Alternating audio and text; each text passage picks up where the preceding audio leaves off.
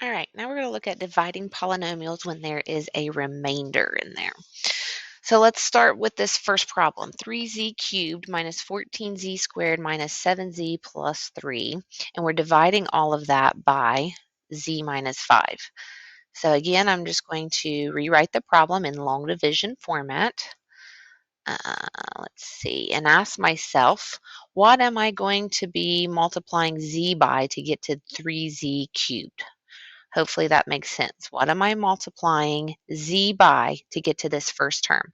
So if I have a z and I want to get to 3z cubed, obviously I'm going to have to multiply by a 3. I'm going to line it up over the second term. And if I've got z and I need 3 of them, then I need 2, I'm short 2. Does that make sense? So thinking in my head here, 3z squared times z is in fact 3z to the third, which is what I was looking for. And then I'm going to multiply it by this minus 5. So 3z squared times a negative 5 is negative 15z squared. Again, I would subtract, so that just means I'm changing the signs of these. So 3z cubed and negative 3z cubed, that's gone.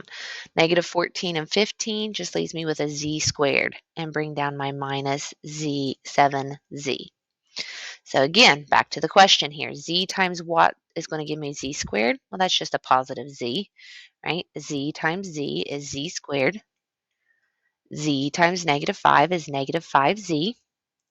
I'm going to subtract, which just means change the sign of both of the second terms and combine them.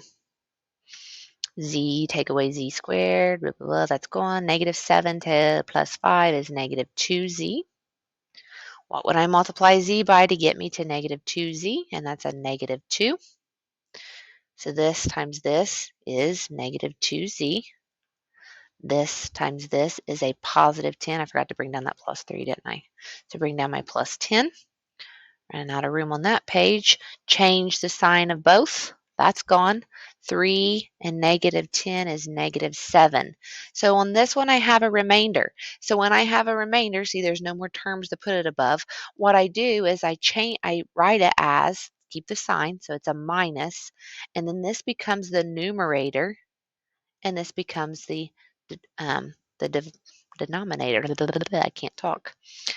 So my final answer is 3z squared plus z minus 2 minus the fraction 7 over z minus 5. And that is my answer. So let's try one more. And again, if you didn't get all this the first time, that's the beauty of the video. You can pause it, rewind it.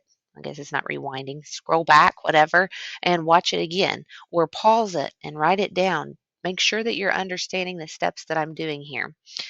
So first, again, I'm going to begin by rewriting this problem. So I've got my negative 4x to the third plus 5x squared minus 2x minus 9 divided by x minus 2. Okay, I'm going to erase this little part up here so I've got room to write my answer.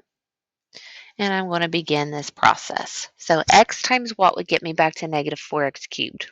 Well, that would be a negative 4, right? So I have x times negative 4 would be negative 4x. Well, I need 4x cubed, so I'm going to have x squared here.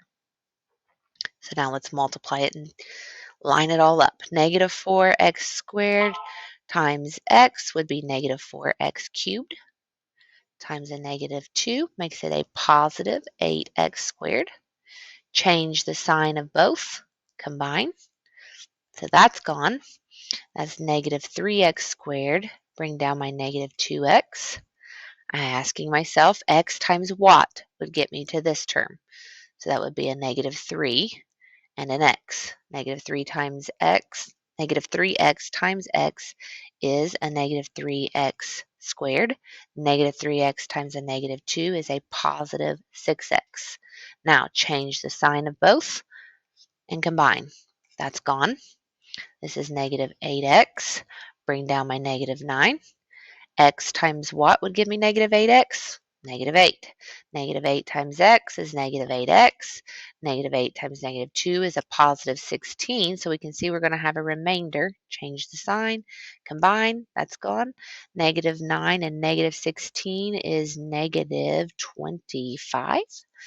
So my remainder is a negative numerator over the denominator. 25 over x minus 2. And that is my answer.